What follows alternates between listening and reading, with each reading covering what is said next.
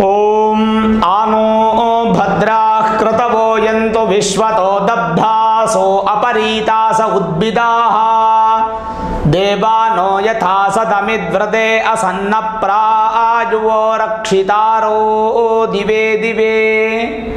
ಶ್ರೀ ಗುರುಭ್ಯೋ ನಮಃ. ಹರಿ ಓಂ.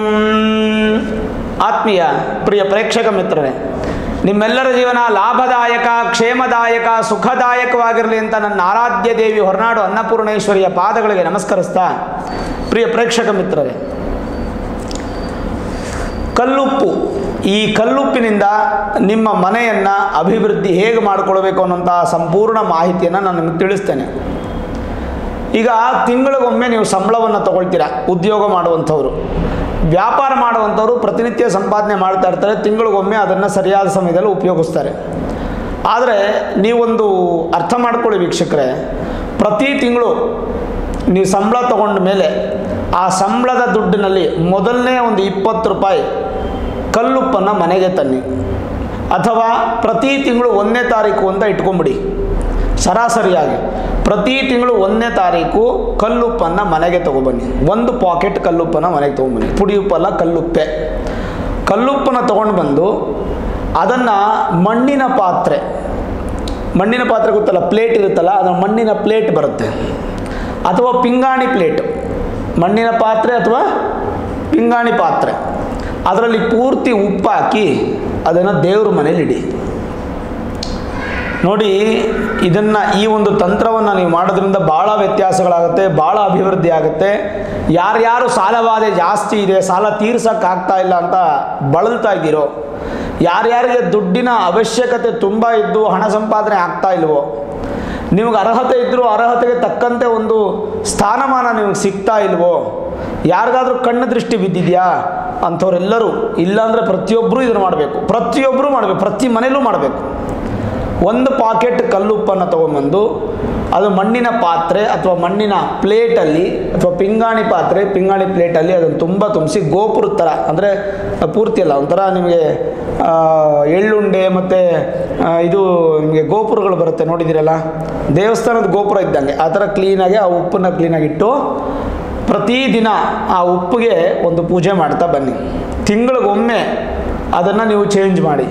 ಅಂದರೆ ಪಾತ್ರೆ ಸಮೇತ ಅದನ್ನು ನೀರಲ್ಲಿ ಬಿಟ್ಟುಬಿಡುವಂಥದ್ದು, ಅಥವಾ ಆ ಉಪ್ಪನ್ನು ಕರಗಿಸ್ಬಿಟ್ಟು ಆ ಕರಗಿಸಿರೋ ಉಪ್ಪನ್ನು ದೊಡ್ಡ ಮರಕ್ಕೆ ಹಾಕಿ ಆ ಪಾತ್ರೆ ಇದೆಯಲ್ವ, ಮಣ್ಣಿನ ಪಾತ್ರೆ ಅಥವಾ ಪಿಂಗಾಣಿ ಪಾತ್ರೆನ ಅದನ್ನು ಬಿಸಾಕುವಂಥದ್ದು. ಯಾವಾಗ ಉಪ್ಪನ್ನು ಕರಗಿಸಿ ನೀವು ಹೊರಗಡೆ ಹಾಕ್ತಾವೋ 1 ತಿಂಗಳು ನಿಮ್ಮ ಮನೇಲಿರ್ತಕ್ಕಂಥ ನೆಗೆಟಿವ್ ಎಲ್ಲ ಉಪ್ಪು ಎಳ್ಕೊಂಡಿರುತ್ತೆ, ಕೆಟ್ಟದ್ದೆಲ್ಲ ಉಪ್ಪು ಎಳ್ಕೊಂಡಿರುತ್ತೆ, ಅದು ಸಂಪೂರ್ಣ ಹೊರಗೆ ಹೊಟ್ಟೋಗುತ್ತೆ. ಅದರ ಪಾತ್ರೆ ಸಮೇತವಾಗಿ ಬುಡ ಸಮೇತವಾಗಿ ಹೊರಗಡೆ ಹೊಟ್ಟೋಗುತ್ತೆ. ಎಗೈನ್ ಮತ್ತೆ 1ನೇ ತಾರೀಕು ಮತ್ತೆ ಒಂದು ಮಣ್ಣಿನ ಹೊಸ ಪಾತ್ರೆ, 1 kg ಉಪ್ಪು. ಮಣ್ಣಿನ ಪಾತ್ರೆ ನೀವು ಒಂದು 20 ರೂಪಾಯಿ ಇರುತ್ತೆ, ಉಪ್ಪು ಒಂದು 20 ರೂಪಾಯಿ ಇರುತ್ತೆ, 40 ರೂಪಾಯಲ್ಲಿ ಒಂದು ತಂತ್ರ. ಈ ತಂತ್ರ ಇದೆಯಲ್ಲ, ಇದು ಭಾಳ ಅದ್ಭುತವಾದ ತಂತ್ರ. ಏನು ಮಾಡುತ್ತೆ, ಪ್ರತಿನಿತ್ಯ ಅದಕ್ಕೆ ಪೂಜೆ ಮಾಡಬೇಕು.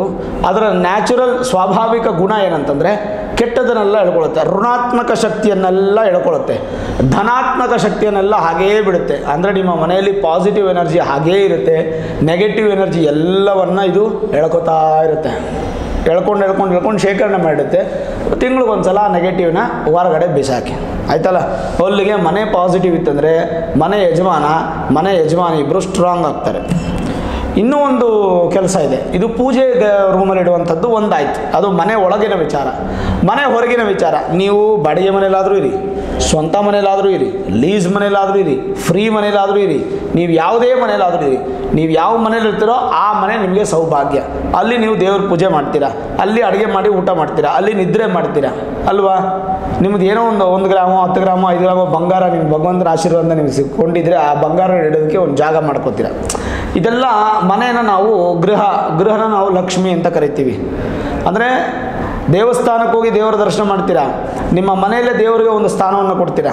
ಹಾಗೆ ನೀವು ಯಾವುದೇ ಮನೇಲಿರಿ, ಬಾಡಿಗೆ, ಸ್ವಂತ, ಲೀಸು, ಯಾವುದೇ ಮನೇಲಿದ್ದರೂ ಕೂಡ ಮನೆಗೆ ದೃಷ್ಟಿ ಅಂತ ಬೀಳುತ್ತಲ್ಲ, ಆ ದೃಷ್ಟಿಯನ್ನು ನಿವಾರಣೆ ಮಾಡಲಿಕ್ಕೆ ಒಂದನೇದು. ಎರಡನೇದು, ಮನೆಯಿಂದ ನೀವು ಹೊರಗಡೆ ಹೋದ ಮೇಲೆ ತಿರುಗಿ ಮನೆ ಒಳಗೆ ಬರಬೇಕಾದ್ರೆ ನೀವು ಧನಾತ್ಮಕ ಶಕ್ತಿ ತರ್ತಿರೋ ಋಣಾತ್ಮಕ ಶಕ್ತಿ ತರ್ತಿರೋ ಗೊತ್ತಿಲ್ಲ, ಪಾಸಿಟಿವ್ ಎನರ್ಜಿನೋ ಗೊತ್ತಿಲ್ಲ. ಯಾವ್ದಾದ್ರು 3 ದಾರಿಲಿ ತುಳ್ಕೊಂಬಂದಿರ್ಬೋದು, ಯಾವ್ದಾರ ನಿಂಬೆಹಣ್ಣನ್ನು ತುಳ್ಕೊಂಬಂದಿರ್ಬೋದು, ದಾಟ್ಕೊಂಬಂದಿರ್ಬೋದು, ಯಾವ್ದಾರ ಯಂತ್ರ ಸ್ಪರ್ಶನೆ ಆಗಿರ್ಬೋದು, ಸೊ ಏನಾದರೂ ನೆಗೆಟಿವ್ ಪೀಪಲ್ಸು ನಿಮ್ಮನ್ನು ಮುಟ್ಟೋದ್ರಿಂದನೋ ಏನಾದರೂ ನಿಮಗೆ ನೆಗೆಟಿವ್ ಆಗಿರ್ಬೋದು. ಅದರೆಲ್ಲ ತೊಗೊಂಡು ಮತ್ತೆ ಹೇಗೇನು ಒಳಗೆ ಬರ್ತೀರಾ. ಆ ಒಳಗೆ ಬರುವಂಥ ಸಂದರ್ಭದಲ್ಲಿ ಆ ಒಂದು ಮೇನ್ ಡೋರಲ್ಲಿ ಇದು ಕಟ್ಟಾಗ್ಬಿಡ್ಬೇಕು. ಯಾವುದು ನೆಗೆಟಿವ್ ಎನರ್ಜಿ ಏನಿದ್ರು ಹೊರಗಡೆ ಏನು ತೊಗೊಂಬಂದರೆ ಎಲ್ಲ ಕಟ್ಟಾಗ್ಬಿಡ್ಬೇಕು. ಅಂದರೆ ಅದಕ್ಕೂ ಕೂಡ ಉಪ್ಪು ನಿಮಗೆ ಬಹಳ ಅನುಕೂಲ ಮಾಡುತ್ತೆ. ಹೇಗೆ ಅಂತಂದರೆ ಅಮಾವಾಸ್ಯೆಗೆ 1 ಬಾರಿ, ಪೌರ್ಣಮಿಗೆ 1 ಬಾರಿ ಬೆಳಗ್ಗೆನೆ 6 ಗಂಟೆಗೆ ಎದ್ದು ಸ್ನಾನ ಮಾಡಿಕೊಂಡು ಉಪ್ಪನ್ನು ಮಣ್ಣಿನ ಪಾತ್ರೆಯಲ್ಲೋ ಅಥವಾ ಯಾವುದೋ ಒಂದು ಪಾತ್ರೆಯಲ್ಲಿ ನೀವು ಬಾಗಿಲಿಂದ ಹೊರಗಡೆ ಇಟ್ಟರೂ ಸರಿ, ಬಾಗಿಲಿಂದ ಒಳಗಡೆ ಇಟ್ಟರೂ ಸರಿ, ಒಟ್ಟಲ್ಲಿ ಮೇನ್ ಡೋರ್ ಹತ್ರ ಉಪ್ಪಿರಬೇಕು. ಇತ್ತು ಅಂದ್ಕೊಳ್ಳಿ, ಅದು ಅಮಾವಾಸ್ಯೆ ದಿನ ಮಾತ್ರ, ಪೌರ್ಣಮಿ ದಿನ ಮಾತ್ರ. ಇದು 2 ದಿನ ಮಾತ್ರ ಮಾಡುವಂಥದ್ದು. ಪೂಜಾ ಮಂಟಪದಲ್ಲಿ ಅಂದರೆ ಮನೆಯಲ್ಲಿ, ದೇವರ ಮನೆಯಲ್ಲಿ ಇಡುವಂಥದ್ದು 1 ತಿಂಗಳಿಗೊಮ್ಮೆ ತೆಗಿಬೇಕು ನೀವು. ಅಮಾವಾಸ್ಯೆ ಮತ್ತು ಪೌರ್ಣಮಿಗೆ ಏನು ಮಾಡಬೇಕು ಅಂದರೆ, ಮೊದಲನೇದಾಗಿ ನೀವು ಒಂದು ಪಾತ್ರೆಯಲ್ಲಿ ಉಪ್ಪು ಹಾಕ್ಕೋಬೇಕು. ಪೂರ್ತಿ ಮನೆಗೆ ದೃಷ್ಟಿ ತೆಗಿಬೇಕು. ನಿವಳಿಸ್ತೀವಿ ಅಂತೀವಲ್ಲ, ಮೇಲಿಂದ ಕೆಳಗೆ ನಿವಳಿಸೋದು, ದೃಷ್ಟಿ ತೆಗೆಯೋದು, ಆ ಥರ ಮನೆಗೆ ದೃಷ್ಟಿ ತೆಗೆದುಬಿಟ್ಟು, ಬಾಗಿಲಿಗೆ ದೃಷ್ಟಿ ತೆಗೆದುಬಿಟ್ಟು, ಎಲ್ಲ ನೀವು ಒಂಥರ ಏನೋ ಮೂಢನಂಬಿಕೆ ಅಂದ್ಕೊಳ್ಬೋದು, ಬಟ್ ಮಾಡಿ ನೋಡಿ, ಅದರ ಬಲನೇ ಬೇರೆ. ನಿಮಗೆ ಹೊಟ್ಟೆ ನೋವ್ತಾ ಇರುತ್ತೆ, ತುಂಬ ದೃಷ್ಟಿಯಾಗಿರುತ್ತೆ, ಕಣ್ಣು ದೃಷ್ಟಿಯಾಗಿರುತ್ತೆ. ನಿಮ್ಮ ಅಜ್ಜಿನೋ ಅಥವಾ ನಿಮ್ಮ ತಾಯಿನೋ ಯಾರಾದರೂ ಒಂದು ಸ್ವಲ್ಪ ಪರ್ಕೆ ಕಟ್ಟಿ ತೊಗೊಂಬಂದು ಎಡಗೈಲಿ ಇಟ್ಕೊಂಡು ಬೆಂಕಿ ಹಚ್ಕೊಂಡು ದೃಷ್ಟಿ ತೆಗೆದು ಅದನ್ನು ಹೊರಗಡೆ ಹಾಕಿದ್ರೆ ನಿಮಗೆ ಫೀಲ್ ಆಗುತ್ತೆ. ನಿಮ್ಮ ಎನರ್ಜಿ, ನೆಗೆಟಿವ್ ಎನರ್ಜಿ ನಿಮ್ಮ ದೇಹದಿಂದ ಹೊರಗಡೆ ಹೋಗ್ತಾ ಇರೋದು, ದೃಷ್ಟಿ ಹೊರಗಡೆ ಹೋಗ್ತಾ ಇರೋದು ಫೀಲ್ ಆಗುತ್ತೆ ನಿಮಗೆ. ಆ ಪರ್ಕೆ ಕಟ್ಟಿ ಸುಡ್ತಾ ಇದ್ರೆ ಅದ್ರ ವಾಸನೆಗೆ ಗೊತ್ತಾಗುತ್ತೆ ನಿಮ್ಗೆ ಎಷ್ಟು ದೃಷ್ಟಿಯಾಗಿದೆ ಅಂತ, ಅದು ಶಬ್ದದಿಂದ ಗೊತ್ತಾಗುತ್ತೆ ನಿಮ್ಗೆ ಎಷ್ಟು ದೃಷ್ಟಿಯಾಗಿದೆ ಅಂತ. ಅದನ್ನೆಲ್ಲ ನಮ್ಮ ಹಿರಿಯರು, ನಮ್ಮ ಅಜ್ಜಿ ಆಗ್ಬೋದು, ತಾಯಿ ಆಗ್ಬೋದು ಮಾಡ್ತಾಯಿದ್ರು. ಈಗಲೂ ಸುಮಾರು ಜನಗಳಲ್ಲಿ ಮಾಡ್ತಾ ಇದ್ದಾರೆ, ಆಯ್ತಲ್ಲ. ಅದನ್ನು ಆ ರಕ್ಷೆ ತೊಗೊಂಬಂದು ಹಣೆಗೆ, ಎಡಗೈಗೆ, ಎಡಗಾಲಿಗೆ, ಹೊಕ್ಕಳಿಗೆ ಎಲ್ಲ ಇಡ್ತಾರೆ. ಕಾರಣ ಏನಂದರೆ ದೃಷ್ಟಿ ಆಗಬಾರದು ಅಂಥೇಳಿ. ಹಾಗೆ ಮನೆಗಾಗಿರುವಂಥ ದೃಷ್ಟಿ, ನಿಮ್ಮ ಮನೆ ಬಾಗಿಲಿಗಾಗಿರುವಂಥ ದೃಷ್ಟಿಯನ್ನು ತೆಗೆಯೋದಕ್ಕೋಸ್ಕರ ಆ ಉಪ್ಪು ಏನು ಪಾತ್ರೆ ಇದೆಯೋ ಅದನ್ನು ಪೂರ್ತಿ ಇದು ಬಾಗಿಲಿಗೆ ನಿವಳಿಸಿ, ಮನೆಗೆ ನಿವಳಿಸಿ, ಅದನ್ನು ಬಾಗಿಲ ಹತ್ರನೇ ಇಟ್ಬಿಡಿ. ಪೂರ್ತಿ ಸಾಯಂಕಾಲ 6 ಗಂಟೆವರೆಗೂ, ಬೆಳಗ್ಗೆ 6 ಗಂಟೆಯಿಂದ ಸಂಜೆ 6 ಗಂಟೆವರೆಗೂ ಅದನ್ನು ಪೂರ್ತಿ ಇಟ್ಟುಬಿಡಿ. ಇಟ್ಟಾದಮೇಲೆ ಸಂಜೆ 6 ಗಂಟೆ ಆದಮೇಲೆ ಅದನ್ನು ತಗೊಂಡು ಅದಕ್ಕೆ ನೀರು ಹಾಕಿ ಚೆನ್ನಾಗಿ ಕಲಸಿ, ಸ್ವಲ್ಪ ಅದು ಕರಗಿದ್ರೆ ಸಾಕು. ಅದನ್ನು ತೊಗೊಂಡೋಗಿ ಎಲ್ಲ ಒಂದು ಸ್ವಲ್ಪ ದೂರದಲ್ಲಿ, ಅದನ್ನು ದೊಡ್ಡ ಮರ ನೋಡಿ, ಯಾವತ್ತೇ ಆಗಲಿ ಸಸಿಗೆ ಗಿಡಕ್ಕೆ ಹಾಕಬೇಡಿ, ಉಪ್ಪು ಹೋಗ್ಬಿಡುತ್ತೆ. ಯಾಕಂದರೆ ದೃಷ್ಟಿಯಾಗಿರುತ್ತೆ. ಮಾಮೂಲಿ ಉಪ್ಪು ಹಾಕಿದ್ರೆ ಚೆನ್ನಾಗಿರುತ್ತೆ, ದೃಷ್ಟಿಯಾಗಿರುತ್ತೆ, ಹೋಗ್ಬಿಡುತ್ತೆ. ಅದಕ್ಕೆ ತೊಗೊಂಡೋಗಿ ದೊಡ್ಡ ಮರಕ್ಕೆ ಹಾಕಿ, ಬೆಳೆದ್ರು ಹೆಮ್ಮರವಾಗಿ ಬೆಳೆದಿರೋದಕ್ಕೆ ಏನೂ ಆಗೋದಿಲ್ಲ, ತಲೆನೇ ಕೆಡಿಸ್ಕೋಬೇಡಿ. ಆ ಜಾಗದಲ್ಲಿ ಅದನ್ನು ಹಾಕ್ಬಿಟ್ಟು ಆ ಯಾವ ಪಾತ್ರೆ ಇಟ್ಟಿರ್ತಾರೋ ಆ ಪಾತ್ರೆನ ಮತ್ತೆ ಮತ್ತೆ ಉಪಯೋಗಿಸ್ಬೋದು. ದೇವ್ರ ಮನೇಲಿಡೋ ಪಾತ್ರೆ ಮಾತ್ರ ಅದು ತಿಂಗಳಿಗೆ 1 ಪಾತ್ರೆ ಅದನ್ನು ವಿಸರ್ಜನೆ ಮಾಡ್ಬೋದು. ಇದನ್ನು ಮತ್ತೆ ಮತ್ತೆ ಉಪಯೋಗಿಸ್ಬೋದು. ಪೌರ್ಣಮಿನ ನೆಕ್ಸ್ಟ್ ಮಾಡಿ, ಮತ್ತೆ ಆಮೇಲೆ ಅಮಾವಾಸ್ಯೆ ಮಾಡಿ. ಈ ಥರ ಅಮಾವಾಸ್ಯೆ ಪೌರ್ಣಮಿ ಮಾಡ್ಕೊಂಬಂದರೆ ಮನೆಗೆ, ಮನೆ ಬಾಗಿಲಿಗಿರೋ ನೆಗೆಟಿವ್ ಎನರ್ಜಿ ಕ್ಲಿಯರ್ ಆಗುತ್ತೆ. ನಿಮ್ಮ ಶರೀರದಿಂದ ಯಾವುದೇ ಒಂದು ನೆಗೆಟಿವ್ ಒಳಗೆ ಬರೋದಾದರೂ ಕೂಡ ಕ್ಲಿಯರ್ ಆಗುತ್ತೆ. ಮೇಲಾಗಿ ನಿಮ್ಮ ಮನೆ ಯಾರನ್ನ ಬಂಧುಗಳು, ಯಾರಾದರೂ ನೆಗೆಟಿವ್ ಪೀಪಲ್ಸ್ ಬರ್ತಾರೆ ಅಂದರೆ ಅದು ಕೂಡ ಕ್ಲಿಯರ್ ಆಗುತ್ತೆ. ಇವೆಲ್ಲವೂ ನಿಮಗೆ ಕಲ್ಲುಪ್ಪಿನಿಂದ ಕ್ಲಿಯರ್ ಆಗುತ್ತೆ. ನೋಡಿ ಎಷ್ಟು ಅದ್ಭುತವಾದಂಥ ತಂತ್ರ ನಮ್ಮ ಹಿರಿಯರು ನಮಗೆ ಕೊಟ್ಟಿದ್ದಾರೆ.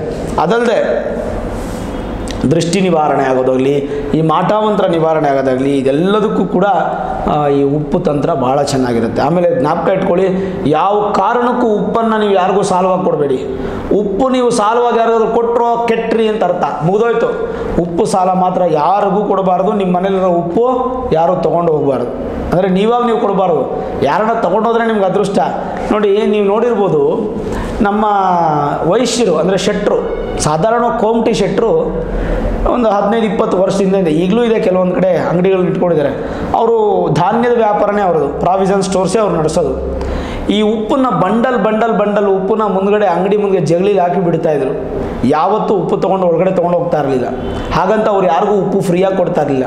ಹಾಗಂತ ಯಾರು ಅಲ್ಲಿ ಬಿಟ್ಟಿದ್ದನ್ನು ಕಳ್ತನೂ ಮಾಡ್ತಾ ಇರಲಿಲ್ಲ. ಉಪ್ಪು ಕಳ್ತನ ಮಾಡಿದವನಿಗೆ ಮರಣ, ಉಪ್ಪು ಕಳ್ತನ ಮಾಡಿದವನಿಗೆ ಮುಗೀತು, ನತದೃಷ್ಟ ಅಂತ ಅರ್ಥ, ಅದು ಯಾರಾದರೂ ಆಗಲಿ. ಹಾಗಾಗಿ ಧೈರ್ಯವಾಗಿ ಮೂಟೆಗಟ್ಟಲೆ 1000 ರೂಪಾಯಿ ಬೆಲೆ ಬೆಳೆದಿರಲಿ, 10,000 ರೂಪಾಯಿ ಬೆಲೆ ಬೆಳೆದಿರಲಿ, ಎಲ್ಲ ಹೊರಗಡೆ ಇಟ್ಟು ಹೋಗ್ತಾಯಿದ್ರು ಉಪ್ಪು ಪ್ಯಾಕೆಟ್ನ. ಯಾಕೆ ಅಂತಂದರೆ ಅದು ಅದ್ಭುತವಾದಂಥ ಒಂದು ಪರಿಕಲ್ಪನೆ. ಯಾರಾದರೂ ಉಪ್ಪು ಕಳ್ತನ ಮಾಡ್ಕೊಂಡೋದ್ರೆ ಶೆಟ್ಟರಿಗೆ ತುಂಬ ಒಳ್ಳೇದಾಗ್ಬಿಡೋದು. ಈಗ ಬಿಡಿ, ಈ ಕಾಲಕ್ಕೆ 2024 ಈಗ ಉಪ್ಪು ಹೊರಗಡೆ ಇಟ್ಟರೆ ಖಂಡಿತ ಉಪ್ಪನ್ನು ತೋರಿಸ್ಕೊಂಡು ಹೋಗ್ಬಿಡ್ತಾರೆ, ಉಪ್ಪು ಜೊತೆಗೆ ಏನಿದೆಯೋ ಅದನ್ನು ತೋರಿಸ್ಕೊಂಡು ಹೋಗ್ಬಿಡ್ತಾರೆ. ಈಗ ಬಿಡಿ, ಅದೆಲ್ಲ ದೊಡ್ಡ ವಿಚಾರ, ನಾನು ಹೇಳಲಿಕ್ಕೆ ಬರಲ್ಲ. ಬಟ್ ಹಿಂದಿನ ಕಾಲದಲ್ಲಿ ಇತ್ತು. ಯಾರ್ಯಾರಿಗೆ ಇದು ಅನುಭವ ಆಗಿರೋದು ಕಮೆಂಟ್ ಸೆಕ್ಷನಲ್ಲಿ ನಾನು ಹೇಳಿ. ನೀವು ನೋಡಿದ್ದೀರಾ, ಶೆಟ್ರ್ ಅಂಗಡಿಗಳಲ್ಲಿ ಜಗಲಿ ಮೇಲೆ ಉಪ್ಪಿನ ಒಂದು ಪಾಕೆಟನ್ನ ಹಾಗೆ ಬಿಡ್ತಾಯಿದ್ರು. ಅದನ್ನು ರಾತ್ರಿ ಹೋಗ್ಬೇಕಾದ್ರೆ ಇತ್ತು, ಒಳಗಡೆ ಇರ್ತಾ ಇರಲಿಲ್ಲ. ಹಾಗಾಗಿ ಉಪ್ಪು ಕಳ್ತನ ಯಾರೂ ಮಾಡಬಾರ್ದು. ಕಳ್ತನ ಮಾಡಿದವರು ನಾಶ ಆದರು. ಯಾರು ಮನೇಲಿ ಕಳ್ತನ ಮಾಡಿದ್ರು, ಯಾರು ಅಂಗಡಿಲಿ ಕಳ್ತನ ಮಾಡಿದ್ರು ಅವರು ಚೆನ್ನಾಗಿ ಉದ್ಧಾರ ಆಗ್ತಾರೆ. ಆಮೇಲೆ ಕೈಯಿಂದ ಅಡುಗೆಗೆ ಕೈಯಿಂದ ಉಪಯೋಗಿಸ್ಬೇಕು ಉಪ್ಪನ್ನ. ಕೈಯಿಂದ ಉಪ್ಪೆತ್ತಿಗೆ ಹಾಕ್ಬೇಕು, ಸ್ಪೂನಲ್ಲಿ ಹಾಕೋದು ಮಾಡಬೇಡಿ.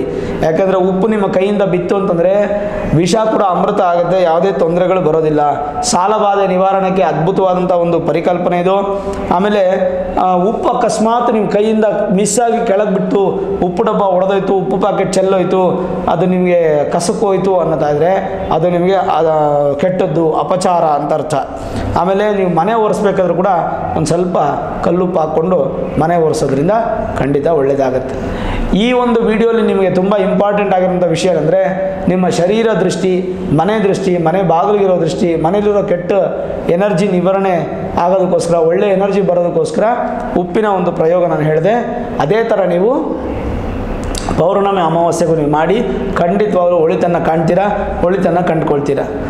ಒಳ್ಳೆಯದಾಗಲಿ, ನೀವು ಮಾಡ್ತೀರಾ ಅಂತ ನಾನು ಖಂಡಿತವಾಗ್ಲೂ ನಂಬಿದ್ದೀನಿ. ಈ ವಿಡಿಯೋ ಇಷ್ಟ ಆಗಿದ್ರೆ ಲೈಕ್ ಮಾಡಿ, ಶೇರ್ ಮಾಡಿ, ಮುಖ್ಯವಾಗಿ ನಮ್ಮ ಚಾನಲ್ಗೆ ಸಬ್ಸ್ಕ್ರೈಬ್ ಮಾಡಿ, ಬೆಲ್ ಐಕಾನ್ನ ಪ್ರೆಸ್ ಮಾಡಿ. ಪ್ರತಿನಿತ್ಯ ನಾನು ಪೂಜೆ ಮಾಡುವಂತಹ ನನ್ನ ಆರಾಧ್ಯ ದೇವಿ ಹೊರನಾಡು ಅನ್ನಪೂರ್ಣೇಶ್ವರಿ ಆಶೀರ್ವಾದ, ಅನುಗ್ರಹ ಸದಾಕಾಲ ಮತ್ತೊಮ್ಮೆ ನಿಮ್ಮ ಮೇಲೆ ಇರಲಿ ಅಂತ ಪ್ರಾರ್ಥನೆ ಮಾಡ್ತಾ, ಸರ್ವೇ ಜನಾಃ ಸುಖಿನೋ ಭವಂತು, ಸಮಸ್ತ ಸನ್ಮಂಗಳಾನಿ ಭವಂತು.